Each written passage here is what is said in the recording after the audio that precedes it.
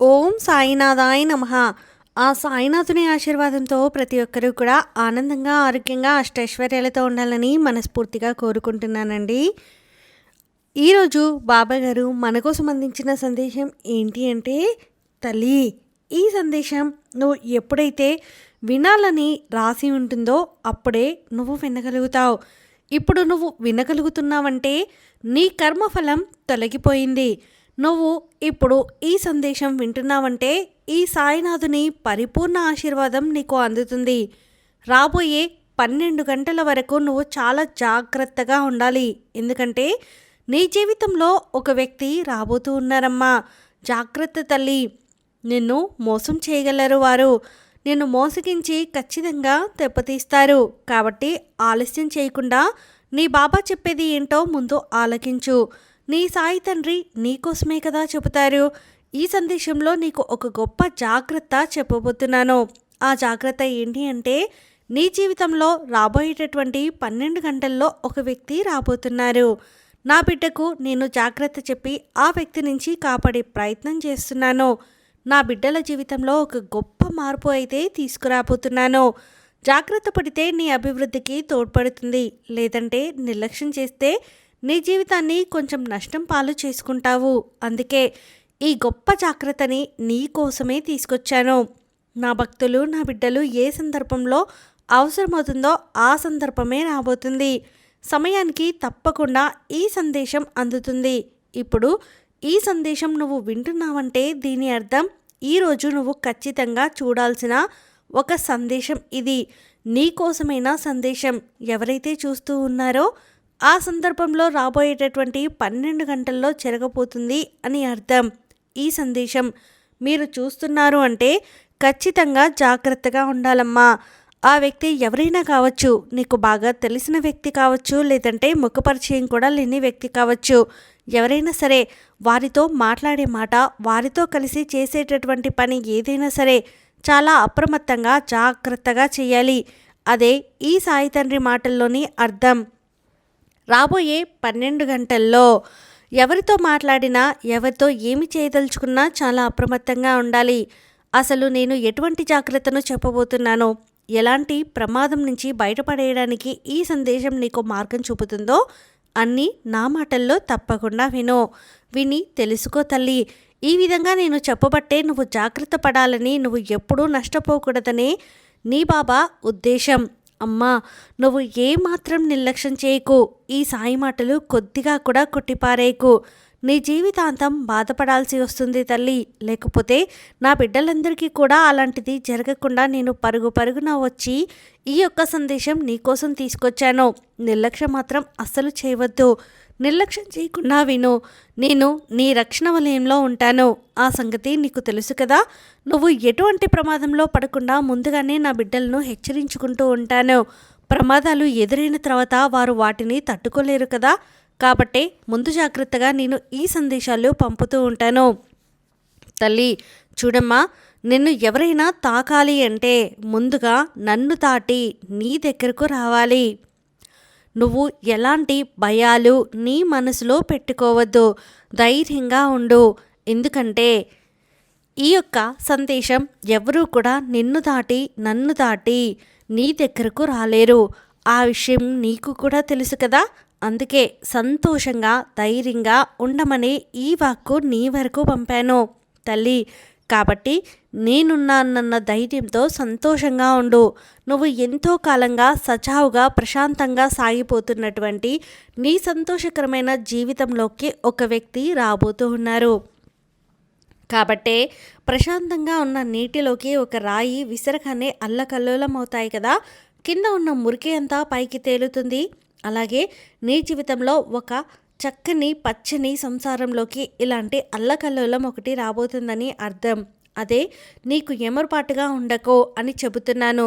నిన్ను హెచ్చరించాలంటే ఈరోజు నేను నీ ముందు వచ్చేసాను. కాస్త జాగ్రత్తగా మాత్రం ఉండమ్మా. ఒక 12 గంటలు జాగ్రత్తగా ఉండు. ఎవరితో మాట్లాడినా, ఎవరితో కలిసి పని చేసినా సరే నీ జాగ్రత్తలు మాత్రం నువ్వు ఉండవలసిందే. ఎవరి చెప్పుడు మాటలు అస్సలు వినవద్దు. నీ కుటుంబంలోకి కలహాలు తెచ్చుకోవద్దు. కన్నీటిని మూటగట్టుకోవద్దు. ఆ వ్యక్తి ఎవరు బాబా అని అడుగుతూ ఉన్నావు కదా. అసలు వారి వల్లనే నీ జీవితంలో ఏం జరగబోతుందో తెలుసుకోవాలి అనుకుంటున్నావు కదా తల్లి. బాబా వాళ్ళని నేను ఎలా గుర్తించాలి? ఎలా కనిపెట్టాలి? అసలు ఎవరికీ కూడా హాని చేయలేదు బాబా నేను. ఎలాంటి ద్రోహం కూడా చేయలేదు కదా! మరి అది నాకు తెలుసు తల్లి. ఈ తండ్రికి ఆ విషయం తెలుసు. అలాంటప్పుడు నన్ను ఎవరు మోసం చేస్తారు అని నువ్వు ప్రశ్నిస్తున్నావు కదా! ఎవరు నాకు హాని తలపెడతారు తండ్రి అని అడుగుతున్నావు కదా! వీలైనంత వరకు అందరికీ నేను సాయం చేశాను బాబా. కానీ ఎలాంటి కీడు ఎవరికీ తలపెట్టలేదే, ఎవరికి చెయ్యాలి అనుకోలేదే, మరి ఎందుకు నాకు ఈ కష్టాలు అని మనసులో ఒక ప్రశ్న మొదలైంది కదా అమ్మా తల్లి. అందుకు సమాధానం ఈ సాయి తండ్రి చెబుతాడు. ఖచ్చితంగా నీకు చెప్పి తీరాలి. ఎందుకంటే నువ్వు తెలుసుకోవాల్సిన విషయం కాబట్టి. మోసం చేసేవారి మంచివారైనా చెడ్డవారైనా ఎలాంటి మార్పు ఉండదు.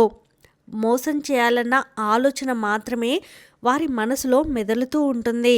ఇంకేది ఆలోచించరు. వీరు నాకు ద్రోహం చేశారా లేదా, నాకు వారితో ఏంటి శత్రుత్వం అని చెప్పి ఆలోచించరు తల్లి.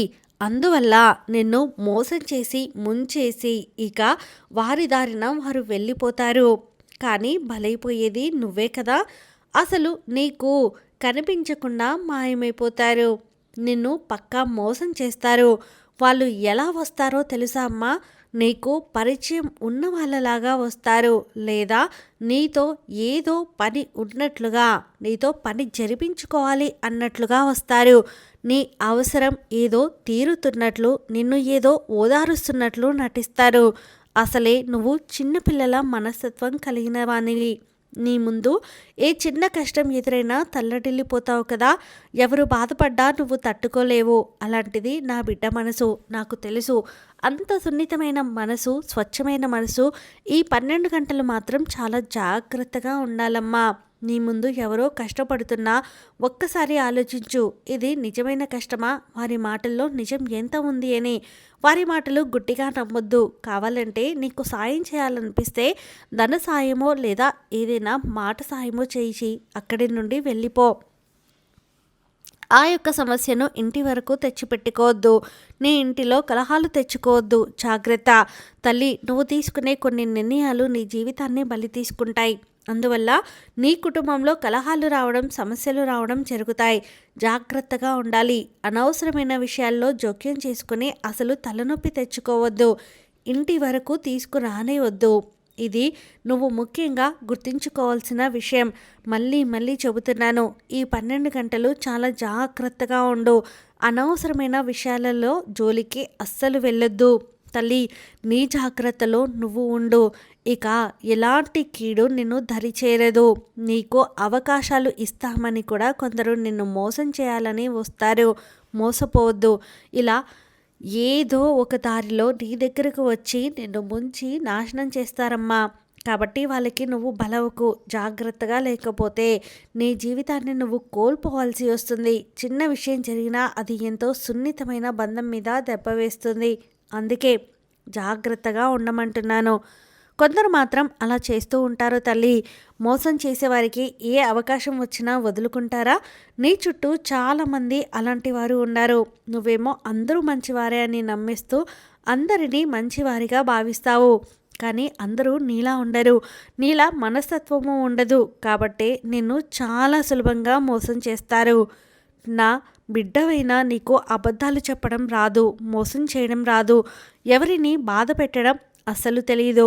అందరూ బాగుండాలని, బాగుపడాలని కోరుకుంటావు. అందరి కుటుంబాలు సంతోషంగా ఉండాలని ఆశిస్తావు. అలాంటి నీకు ఇతరుల మనసులో ఉన్న కుట్ర ఎలా తెలుస్తుంది చెప్పు? ఈ ప్రపంచంలో ఉన్నవారు సునాయాసంగా అందరూ నీ గుణంతో ఉండరు కదా. సునాయాసంగా మోసం చేసే వాళ్ళే ఉంటారు. అలాంటి వారి నుండి తప్పించుకోవడం నీకు చేత కాదు. ఈ ప్రపంచంలో ఉన్నవారు చాలా సమయానుకూలంగా వెళ్ళేవారు తల్లి. అవును తల్లి. ఎక్కువ శాతం మంది సమయానుకూలంగా వెళ్తూ నడుచుకుంటూ ఉంటారు. సమయం ఎలా వెళ్తుందో సందర్భాన్ని బట్టి నడుచుకుంటూ ఉంటారు. అవసరానికే అబద్ధాలు చెబుతారు. మరికొందరు ఎంతకైనా తెగించేవారు కూడా ఉంటారు. ఎటువంటి అబద్ధాన్ని అయినా చాలా తేలికగా చెప్పేస్తారు. వాళ్ళకి ఎలాంటి మనసు గుచ్చుకొని గిల్టీ ఫీలింగ్ అనేది ఉండదు. మోసాలతో ఇతరులను మోసం చేసేవారు మరికొందరు ఉంటారు. ఇలా ప్రపంచంలో పలు రకాల మనుషులు ఉంటారమ్మా.